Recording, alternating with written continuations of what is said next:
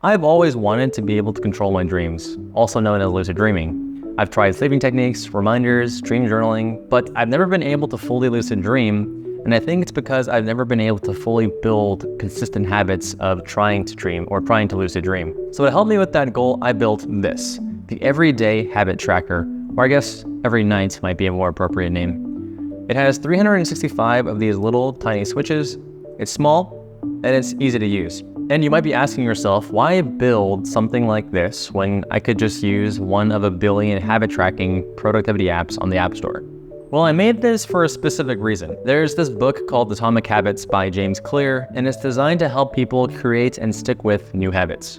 Clear goes into this concept called the 4 laws of behavior change, which is designed to help people form new habits.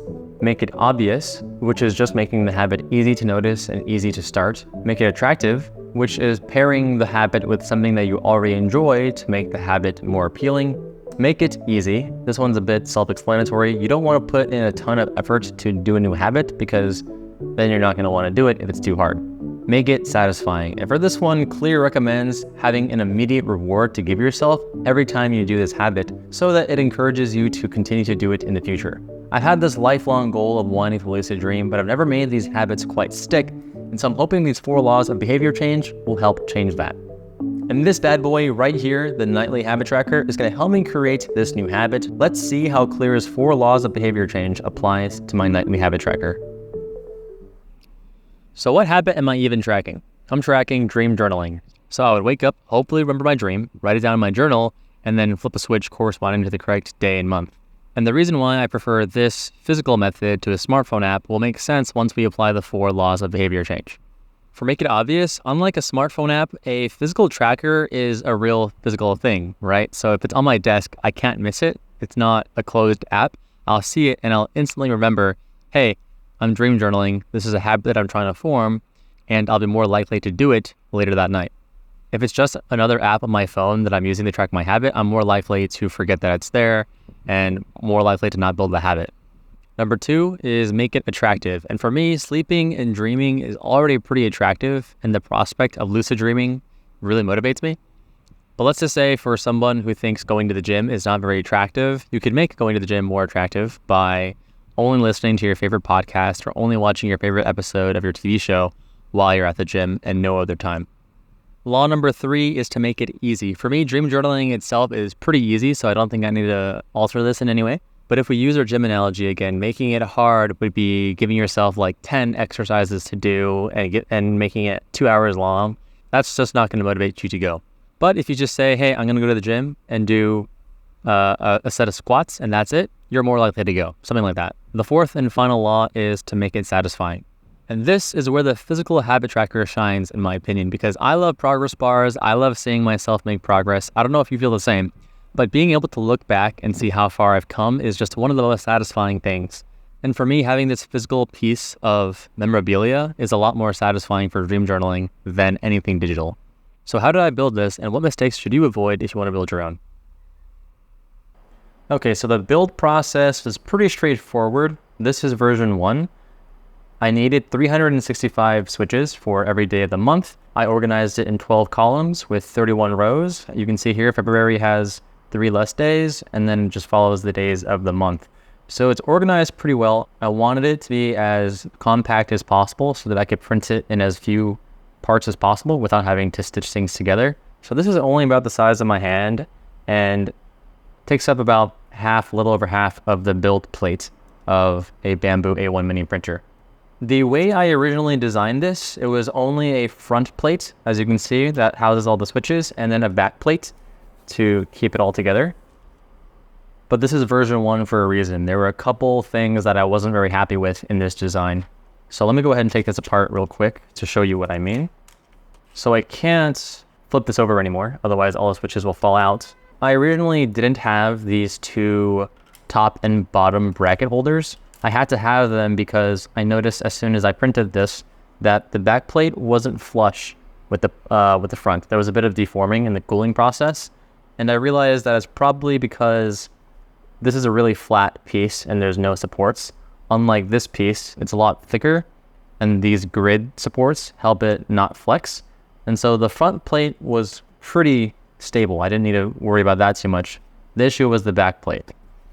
So the flexing was one issue that I wanted to solve, and without having to resort to something janky like these top and bottom brackets, I did not want to do that. It just looks unprofessional. The seam here also looks pretty unprofessional. I didn't want to have this seam either. So that was two problems with the back plate. Another problem with the back plate were these white lines. I wanted the on and off state of the switches to be obvious. To make it obvious, I thought that having those white lines on the back plate would be enough to show through the switch holes when it was on. But as you can see, there's basically no way to tell when a switch is on and on or off, except by the position. The white portion of the backplate doesn't show through at all. So this switchboard essentially just looked like a bunch of black switches that move back and forth. It didn't look very good. And the final thing that I wanted to fix about this version 1 was being able to tell more easily where in the month I was. So it's really easy to tell when you're in the first of the month or near the end of the month, but in the middle, is it 18, 19, 24, 23? Who knows? So I wanted to make that easier without creating too much of a bigger build. So what were the steps that I took to take that?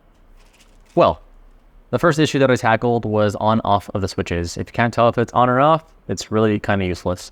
So I redesigned the switches to, instead of being one solid black piece, I made it a black and white piece. So then the white part is closer to the front plate and easier to see. And the way I tested it this time was just printing a small portion of a new front plate.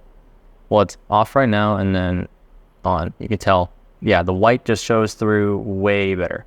The next problem was the back plate. Let me see if you can see this. This is still using the old design where the front plate is a nice thick piece and I just have a little indent of 1 millimeter to create a back plate. This wasn't going to work long term. So what I did was I divided the grid spaces in the front piece in two halves. What I mean is, as you can see in this piece, potentially, this is a bit deeper because I cut off the grid supports halfway. And then I added the other half to a back plate. So now it fits more like a box rather than a lid. So now when these two parts go together, it's flush. The back looks nice and pretty. The only seam is barely the outline of where they meet. There's no seam on the side. And the front looks good as well. And then on and off, you can see it very easily. And then the last problem was figuring out how to keep the back plate together. And the way I did this was just by testing out the tolerances on the 3D printer. I started off with a 0.2 millimeter gap between the lid and the back plate, but that was still too loose. So then I went with a 0.1 gap.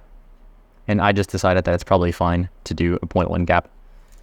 And that's how I got to this bad boy over here, the version 2. So version 2 solved a lot of my problems with version 1.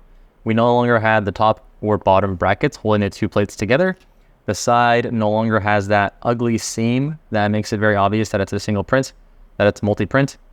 The back is nice and clean as well. It's just basically a box. You can very obviously see when a switch is on or off.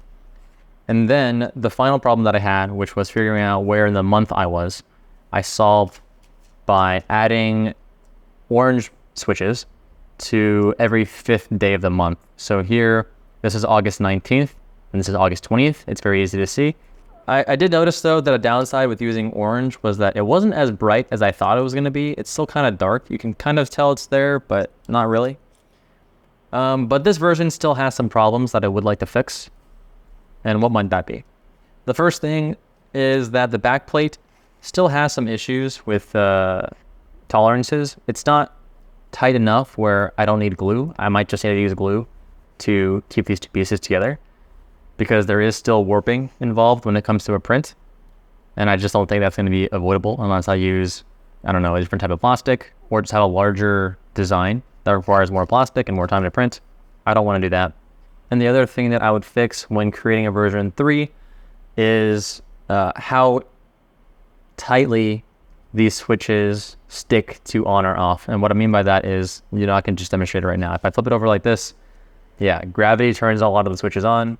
And then if you flip it over back, it turns a lot of the switches off. So it's okay if you're having this in one position on a table or stuck to a wall, but if it jostles around a little bit, you're going to have a bad time if you don't remember what month you're in. And I don't know of any good ways to fix that without just decreasing the tolerances even more or having another compliant mechanism to have like a physical barrier between on and off. But that, I might just not worry about that. For my purposes, since this is mainly for me, this works great for helping me track my habits. I know that this is August 19th, day 1 of tracking dream journaling, and every single day after that is each day that I did journal.